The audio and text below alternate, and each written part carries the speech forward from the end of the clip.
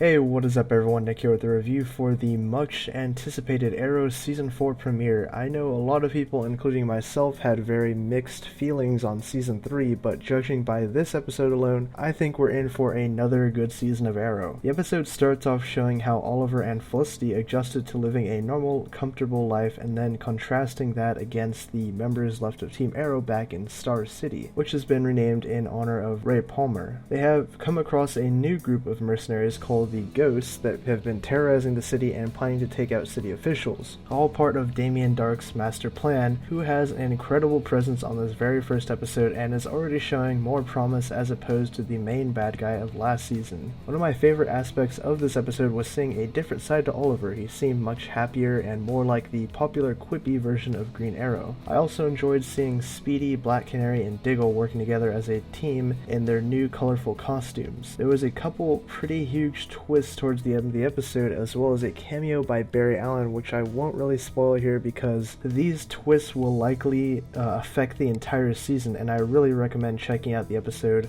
before giving that stuff away because it's really big stuff. I mean, when I saw the episode, I was like, wow, I never saw that coming. I never ever saw this coming, so you should definitely check this episode out. Also, there was a Hal Jordan cameo in the episode. It was really cool. I think during one of the flashback sequences where Oliver is talking to Amanda Waller, back before he came back to Starling City, you see Hal Jordan walk by in a bar, and this camera is close up on his jacket. It says Jordan. He's wearing the famous pilot's jacket. That was really cool to see. That was kind of like a nice Easter egg. I really hope that they introduced Green Arrow, or Green Lantern rather, into the CW universe because, I mean, they've been teasing the character so much. Oliver goes to Coast City, he's been to the airfield, Ferris Air, all this kind of thing in Flash and Arrow, so I really hope that they introduce that character just into the CW universe because I think he would fit really well alongside this version of Barry Allen and Oliver Queen. So overall for this episode, I really think that the show is heading in a very good direction. I was optimistic after watching the episode. I can't wait to see next week's episode where they introduced Anarchy into the show, and it seems like the showrunners really understood what didn't work in season 3 and that fans have been wanting the actual Green Arrow for a while now. I'd give this episode easily an 8.5, and I highly recommend